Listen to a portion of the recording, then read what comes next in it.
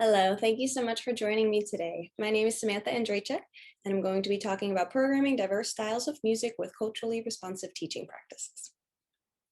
So the first thing we want to talk about is what exactly is culturally responsive teaching.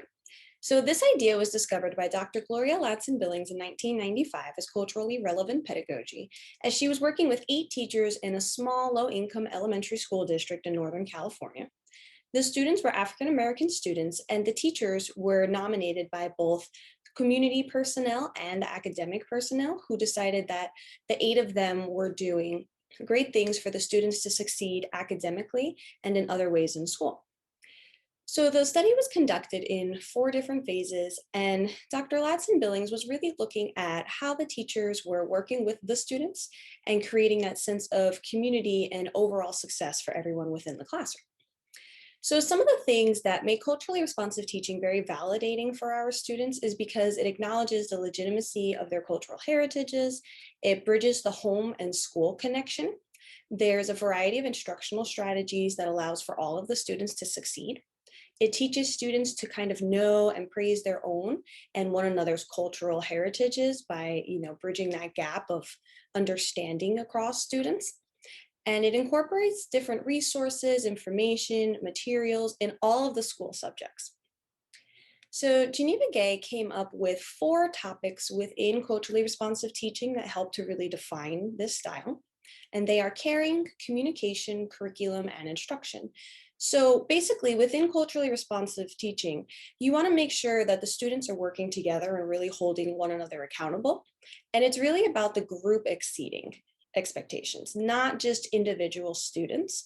So it's really about building that community, having that cooperation and that connectedness within your classroom to help the individual success as the group grows as a whole.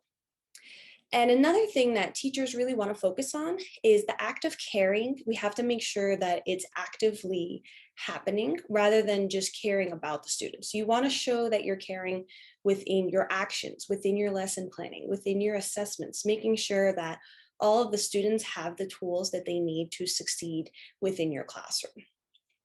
Students will do much better when they know that you not only care about them, but that they feel you care about them. So our next idea that we want to bring up is this idea of student identities. And we want to make sure that we understand that there's usually a lot of layers to somebody's identity, and it can be very complex. And we're not always going to see all of those identities at the forefront. There are a few things that you can look at somebody and have an idea about how they might identify, but you want to make sure not to make any assumptions. So one of the things that you want to do is to really open the door to your students to allow them to let you in and to give you an idea about how they're identifying themselves, how they wish to be identified, and to really get to know what your students' needs are. So if you look at this picture here, this is kind of an idea of a lesson we're going to talk about later on in this meeting, but look at how there's all these different layers. So this student obviously loves art. They love their academics. They're concerned about the planet and music. They're a ballet dancer. And these are all sorts of things that create this student's identity, which if you're just looking at them, you might not know this. So you want to invite your students to really bring these aspects out to you so that way you can use those to further your lessons. Another thing that we want to consider that Gay mentioned is that we want to recognize and honor the students' abilities within our classroom. So if you know that you have a student that is really great at reading rhythms and another student who's challenged with reading rhythms, have those students work together. If you have a student who is, showing lots of leadership, have them come up and run the warm-ups in classroom and help them help the students. So you really want the students to make as much of an effort to learn and to help each other as you can. So these are some really great terms that help to kind of just encompass what culturally responsive teaching is. And these include comprehensive, inclusive, multidimensional, empowering, transformative, emancipatory, humanistic, normative, and ethical. So all of these are basically just terms that are trying to describe that culturally responsive teaching is really worrying about the whole child. And we talk a lot about this in the educational term. We use a lot of terms like comprehensive and inclusive and ethical, and all of these things are at the forefront of culturally responsive teaching. We want to make sure that there's context to the learning. So when we're teaching our students and we're using their culture and their identities and their abilities to really lead the discussion, we're not only just teaching them, we're incorporating them into this for comprehensive and inclusive learning. We want to empower them to feel like leaders and to take accountability for their learning. It's humanistic as we work with the students and build those relationships with them. So just take a moment and think about some of the things that you've done within your classroom and within your ensembles, and how you can further develop those skills and those teaching strategies to really benefit your students in a culturally responsive manner. So some of the components of culturally responsive teaching start with academic success. You want to make sure that every student is succeeding, not just the ones who want to learn, but all the students who are in your classroom. You're always going to have those students who will raise your hand for every question, can always play that scale for you. But you want to make sure that the students who are not calling out and maybe are a little bit more shy, or they might not understand it, that they're still having a chance to learn in the way that's comfortable for them. You want to look at your pedagogy and understand that there are going to be some tweaks you're going to have to make to better enable all of your students to learn. And this comes from building strong relationships and having a community presence within your student and parent area. You want to make sure that the students are able to come and talk to you and discuss, hey, I liked, how we did this lesson, or I wasn't really sure how to do that. You want to enable those conversations and really have an honest conversation and relationship with your students where they can tell you how they're feeling, what they're doing well at, do check-ins with them. So one of the things we want to look at when we look at the term open-minded is that we're going to have to continue to adjust our lessons and adjust as the world around us changes. And as you build these relationships with your students and your parents, and you start to communicate and learn more about the needs of your students, you're going to have to keep trying new things. And that's the great thing about teaching, is that there's never any wrong time to try something new. And one of the things that is really important that we want to understand is that culture influences how we think, how we believe, how we communicate. And as culture changes, so does our teaching style. And even if you have 2 students or 3 students or 4, however many in the same cultural group, they might not exhibit the same exact characteristics. So make sure to understand that. And this is where the communication starts to fall into place, because you want to make sure that you're communicating with the students and seeing how students might be similar, how they might be different, and how that's all connected to the learning styles. Another thing that we want to bring up is that in America, a lot of our classrooms are really based on this passive receptive sort of communication style where the teacher is in charge of the classroom and the students only get to participate or answer when the teacher calls on them. And a lot of students, especially in the African American or the Latino American cultures, they're used to what we call a participatory interactive style of communication, which as the conversation is happening, people just jump right in and continue on that conversation and engage right there. And a lot of times we see this as a behavioral issue in our country. So make sure that you are not putting down a student who's using this style of communication within your classroom because you're expecting the passive receptive one. So these are all sorts of things that can be tweaked and really created and molded around your students in your classroom for each ensemble. And having that clear and honest understanding about how we're going to interact and giving those students who are used to a different style of communication that ability to share their thoughts. So within culturally responsive teaching, there's a lot of other skills and routines that we do in our day-to-day routines that we want to make sure that we're being culturally responsive about. So these include leadership, counseling, classroom management, performance assessment, policy, research, and recruitment and retention. So basically what you want to do is you want to look at your ensemble and you want to think about, am I providing the leadership opportunities for my students? Am I allowing the students who have abilities to use those skills to help other students who are struggling in those areas? Am I providing a platform for the students to work with one another? Or am I making every choice for every decision every day. When you're thinking about counseling and classroom management and your policies, are you communicating with the students in a culturally responsive manner? Are you being observant of their differences and their communication styles? Are you making rules that were agreed upon by all of the students and fully understood? When you're thinking about your assessments, are you providing your students with the rubrics and the knowledge and language of musical terms and assessments that they're understanding and they know exactly how it's going to be graded? When you're looking at things like recruitment and retention, are you showing the younger students who are coming up to your program that they will be accepted into your program? Are they seeing music from their culture being performed? Are they seeing students of diversity in your ensemble because that's a safe space and they're welcome there? So all of these are things that you want to incorporate into your program and really make sure that you're always taking that feedback and communicating with the students and the parents and the school to really see if you're doing the best that you can and making some tweaks as you go along.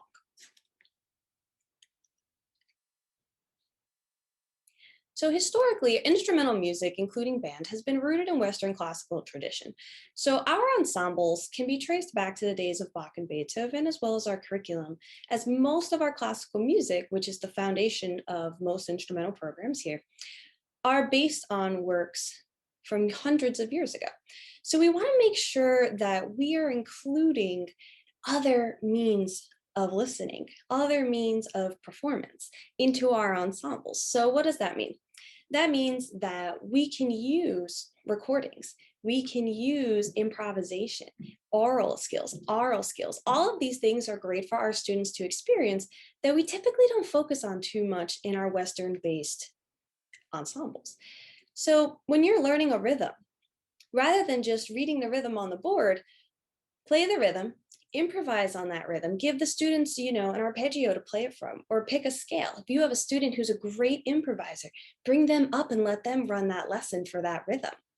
You want to enable your students and empower them to take that accountability and to really experience music in a lot of different ways. So this means that your teaching practices are going to have to be a little bit more experimental and collaborate with other teachers, reach out and ask for help and see what are other people doing that works. And, if you have a great idea, you want to share that with others. This is a very open, communicative kind of style of teaching, and it's meant to benefit everybody. Another thing you want to consider is that your students probably have musical talents outside of just playing their band instrument. A lot of students participate in church choirs, or they might dance in a cultural group, or they might write songs and play guitar at home for fun. Find out what these skills are and really bring those into the classroom at the forefront. You want to understand that not all of the students are going to identify as musicians if they don't succeed as well in this Western notation-based instrumental music program that we're so used to. There are students who maybe don't take lessons and they also might not identify as musicians because they just do music for fun. And we want to make sure that those students feel welcome. We want to make sure that they understand that their participation in music is valid, even if it's in like a different fashion at home and at school. You want to bridge that gap and really make that known. So lastly, we have the festivals and assessment performances. And one of the things about culturally responsive teaching is really breaking this Western classical tradition all the time. And we want to make sure that we're extending our culturally responsive teaching practices outside of just our classroom and into music festivals and different assessment-based performances. So that way, the music is being validated everywhere. So you want to have some conversations with the people in your local area that are doing the assessments and who are doing the festivals and really opening up the doors to have more diverse music within these performance ensembles. So that way the students are getting this experience all around. So for my master's survey, I had over 130 New Jersey teachers of instrumental band students who answered some questions about student diversity and the music that they programmed in their ensembles. So first, we're going to look at the minority student participation for these teachers' ensembles. And 38% of them had under 25% of minority students in their band. 24% had 26 to 50% of minority students, 12% had 51 to 75% of minority students, and 26% had over 75% of minority students in their band program. Of the 75 and over group, all of these schools were located in an urban school district. So the majority of the under 25 and 26 to 50% of schools were in the rural and suburban school systems. For the second question, we're wondering, did the band represent the school population? Overall, the majority of the teachers strongly agreed that the bands represented the school population. However, 10% of the teachers disagreed and strongly disagreed. So this shows that for the most part, the band is representative, but we can definitely have some room for improvement. Even the 49% in the agree category, I'm sure that there's still a lot of students who could have loved to be in the band program, but for whatever reason they were not. So you really want to try to get those students in and show them that this is an opportunity available to them. Of the teachers, 93% of them identified as white Caucasian, and there was a pretty even split between male and female teachers. 79% of the participants felt qualified to teach diverse music, and 97% of the participants expressed that it was important to them. So overall, the teachers were very interested in programming diverse music, and they felt qualified to do so based on their undergraduate training. However, 68% of teachers cited rehearsal time as a challenge for them. However, flexible curriculum and administrative support were definitely systems of support for programming diverse music. So if teachers have the means to incorporate diverse music with limited rehearsal times, we can very easily give our students a more comprehensive learning experience. So this chart here demonstrates the styles of music that the teachers in the survey personally performed in the blue, what they received training on during their undergraduate training years, and what they programmed in the purple. And you'll notice that for the most part, what styles the teachers performed is what they programmed for their students, regardless of what they received training on. Almost all of the teachers programmed the Western classical music.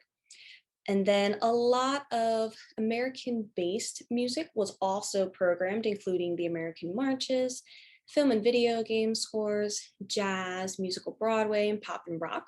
So primarily, teachers are programming what they feel comfortable with.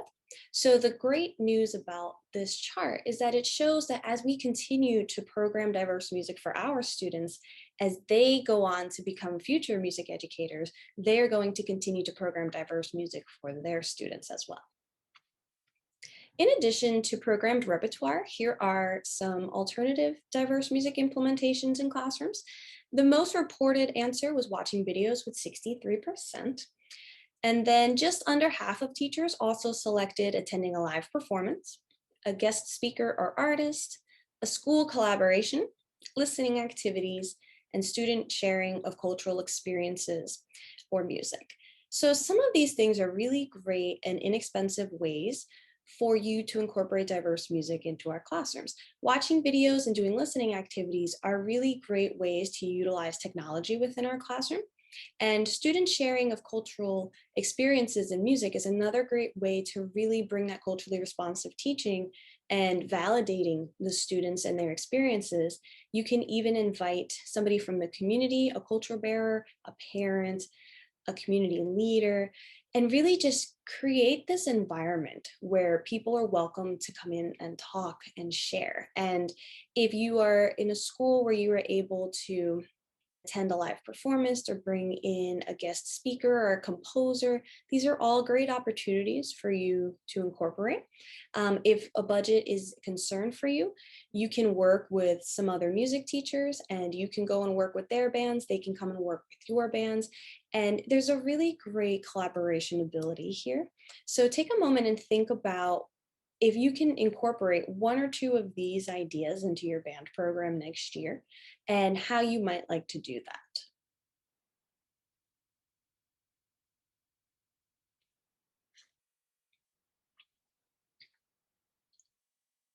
So one of the things that is the most important in our band program is the idea of selecting repertoire. So we always want to think about the students when we're choosing our music, and we want to think, is the music relatable or is it a new style of music? So now with culturally responsive teaching, you want to think about, is there a cultural connection to this music? Are there students in your class that identify with this culture? Are there students and parents who can come in and talk about this music to your students? Do you identify with it? Or is it a new style and we want to introduce it to them? So all of these things kind of start to come into play here, and you want to think about it and think about your resources. What kind of style of teaching would this require? Is it going to be something that you're going to teach by rote? Is this something that's notation based? Is there improvisation? Are there chords? So really think about, what kind of skills do I want my students to learn? And how can I empower them with this music? The second and third options here, culturally appropriate and authentic recording, are very appropriate for looking at diverse music, because you want to make sure that the music is being portrayed in an appropriate manner. You don't want to have a cheesy arrangement of something that you play in a concert and the parents in the audience are appalled to hear or embarrassed to hear.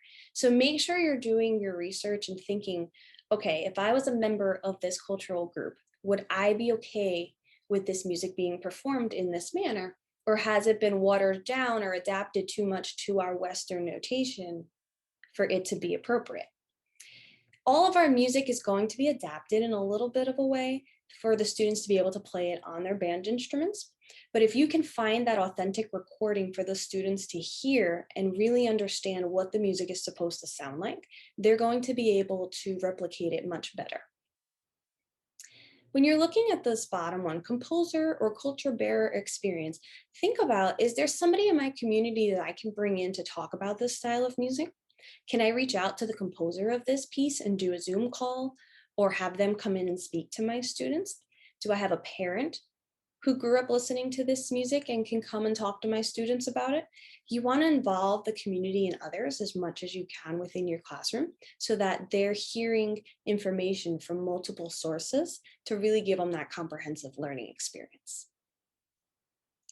So here are some resources, and these two particular ones, Wind Repertory Project and Diverse Composers of Wind Band Music, are two online databases where you can go and look for different genres, different composers.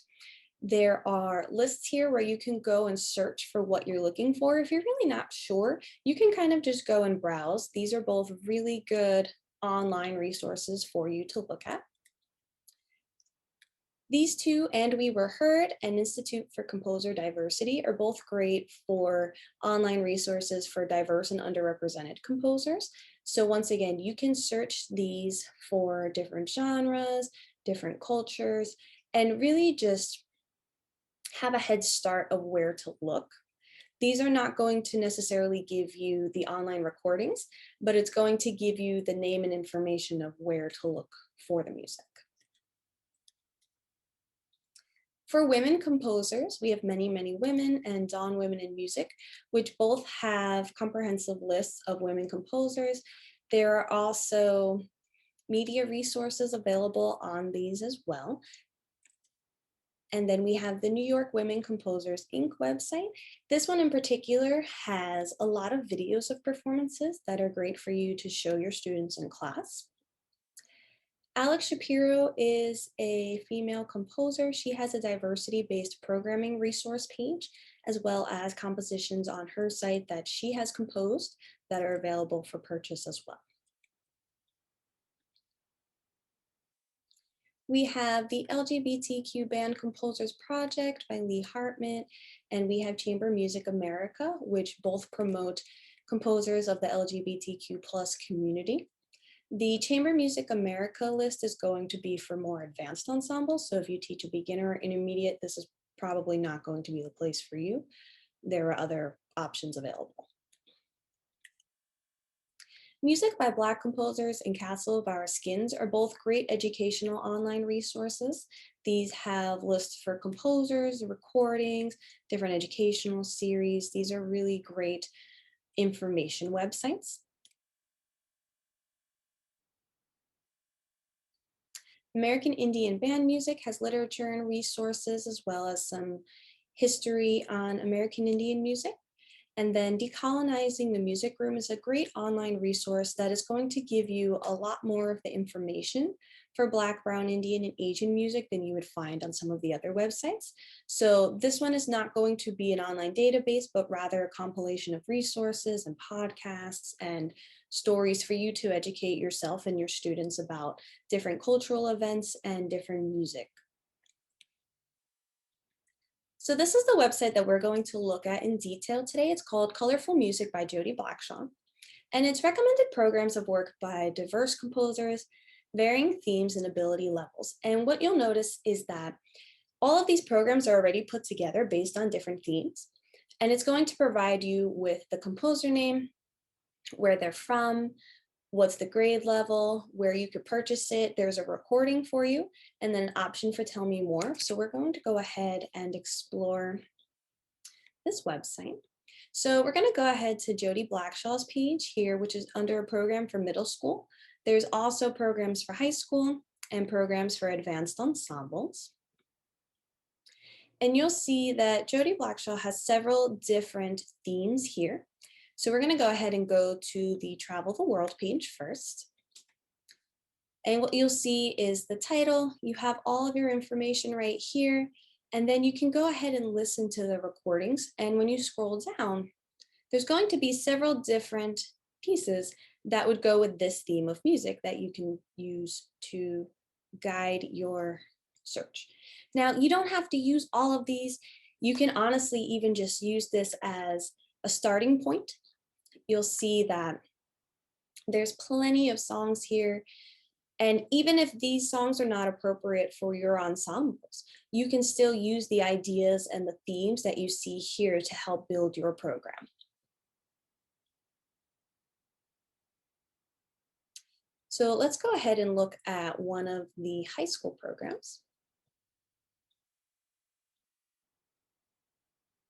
And you'll see it's a very similar setup where you're going to have the name of the piece, the composer, the country, the grade, and it's all going to have all of the information right here for you.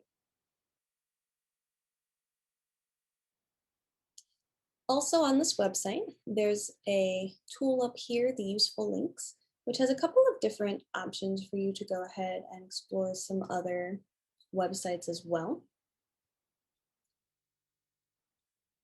So we're going to go ahead and look at some lesson plan ideas now. So these lessons are just meant to kind of be a springboard for you. They're very easily adapted to whatever your needs are as an ensemble.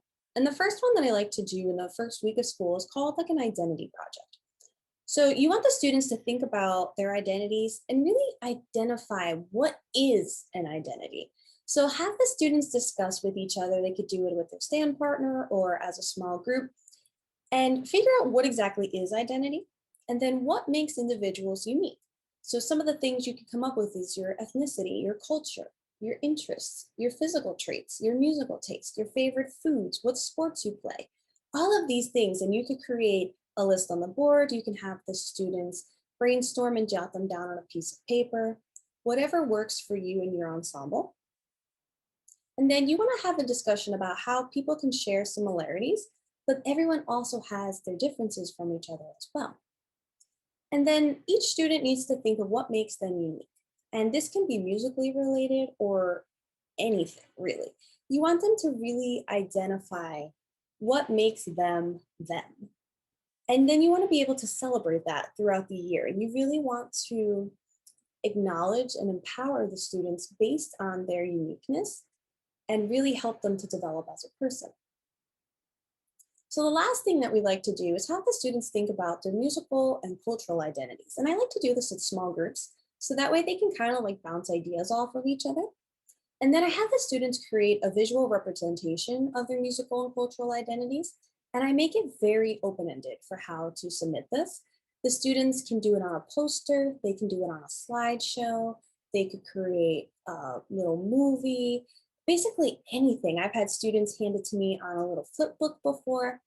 So you basically just want them to compile some information, including their name, their ethnicity and cultural background, what's their favorite musical genre and or artists. You want the students to really incorporate what makes them unique. You can have them put in their country's flag. You can have them put photos of their favorite artists. If they have a pet, put a pet on there. If they want to use their favorite colors to put their name on the paper, use anything to help you to learn more about them. And it's a lot more interesting than just asking the students in an awkward icebreaker where I teach middle school. They don't really love icebreakers and these sorts of things. So this is a really good way for them to kind of work on it on their own time and choose how they want to explain it without the pressure of going up in front of a whole class and answering questions. So a follow-up activity would be to have the students kind of display these in small groups. If you have the ability to do it for a full class period, you're welcome to do so. If you do not have a lot of time in class and you want to have them present it in an online class page or something of that sort, put it up on a bulletin board and have the students communicate and discuss it, go ahead. All of these things are just for you and the other students to really get to know one another. And I would recommend that you do one yourself as well so that the students can get to know you and you want to build that relationship with them. So this next lesson is going to be a multicultural music lesson. And you want to have the students ready to go with a song from their culture that they can present to the class. So I typically do this around October. So I give the students the month of September to kind of go and find the song that they want. And then we do this, a few students each week will present their song to the class. And what we do is we open the discussion for about the music in any way, shape, or form. We want the students to really acknowledge that there's lots of music around them of varying styles and dynamics and tempos, and really just encourage the students to interact with different styles of music and with one another. If the students have something that's relevant to the music, such as a traditional piece of clothing, or they have a family relic or their country's flag to go with the music, I encourage them to bring them in. So that way we can just kind of, once again, have that comprehensive experience rather than just listening to the music.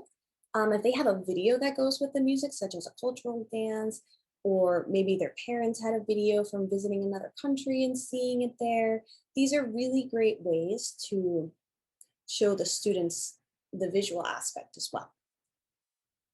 So for the students who are experiencing music that is unfamiliar to them, you really want to open that discussion for them to ask questions about it. We always have a fear of the unknown, and you want to make it so that the students are comfortable with discussing the music and to describe the characteristics that they hear using your musical terms. And compare and contrast the different music, keeping in mind that the students don't have to love every recording that they hear, and teaching the students how to express that in a positive manner, because we know that throughout our performance pieces and different listening examples, my favorite saying is, you don't have to love it, but you have to be respectful. And teaching the students to disagree appropriately, because in life, we're always going to have things that we have different ideas about, and saying, okay, this isn't my favorite style because I didn't love the tempo of it, but I did enjoy the different instrumentation.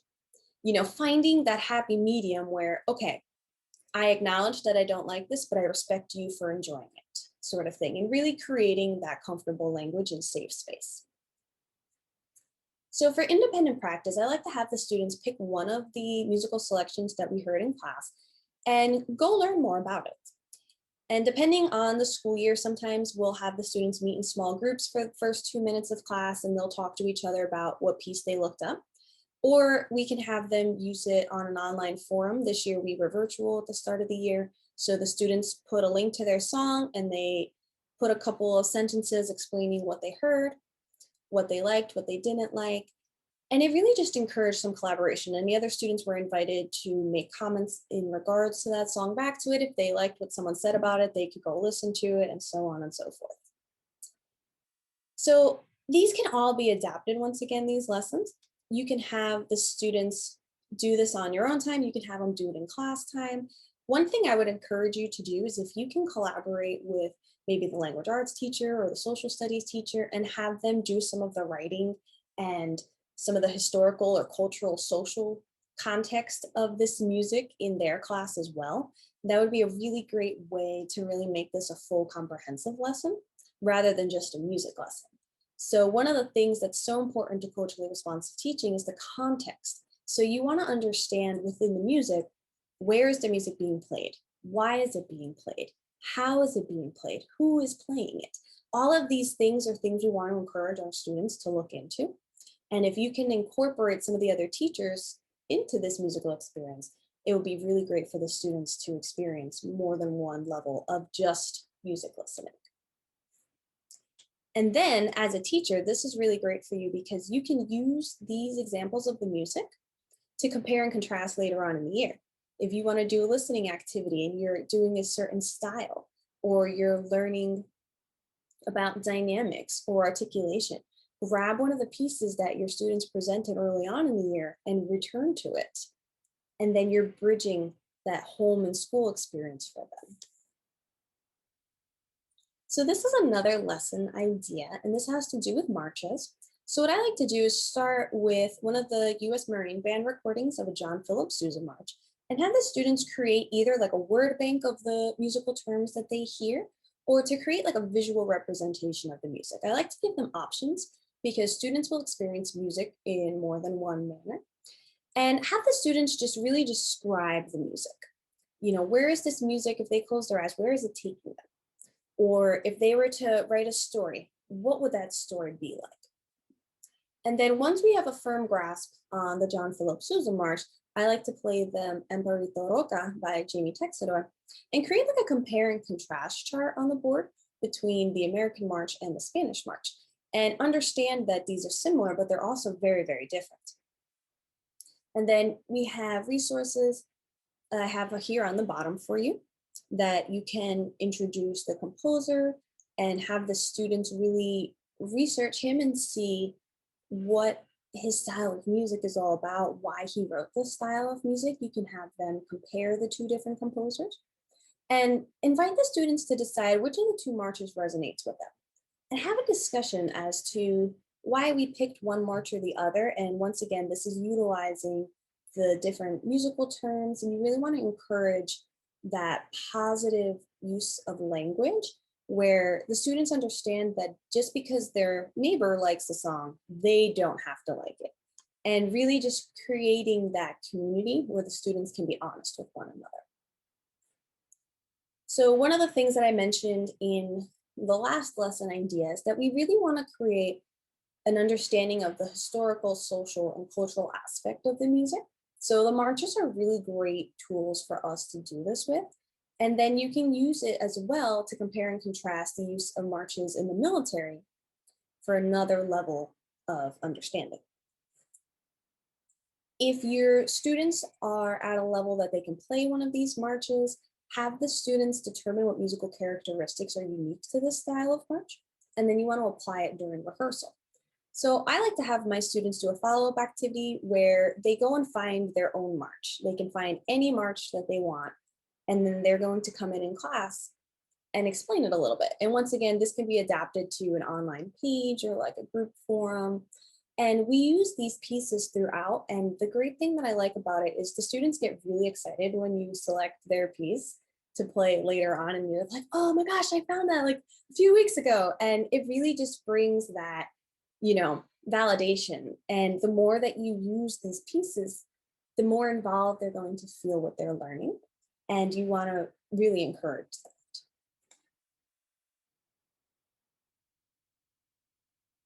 And lastly, I have some sample music selections here, and these are from the Colorful Music Programs page.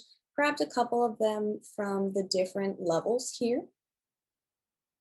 And the first one that we have is Ancient Flower. And this is going to be a Japanese style piece by a female composer, Yukiko Nishimura. And it's in C minor, which is a beautiful Andante grade 2 piece. And the thing that's great about this is that actually, if you read the little blurb at the beginning, it has a blend of Japanese and Western style melodies and harmonies. So you can discuss this with your student and have them look at, where is the Japanese style? Where is the Western style? How are these two fused together? And really encourage that discussion. And one of the lesson ideas that I would recommend is to compare and contrast to another lyrical piece. My go-to is America the Beautiful because I find that it's just a very beautiful melody and the students really take to it. And you want to encourage, once again, that use of that vocabulary and that comfortable conversation amongst each other. And you'll see here we have a grade 3 piece, the Emperador Roca, which is a Spanish march.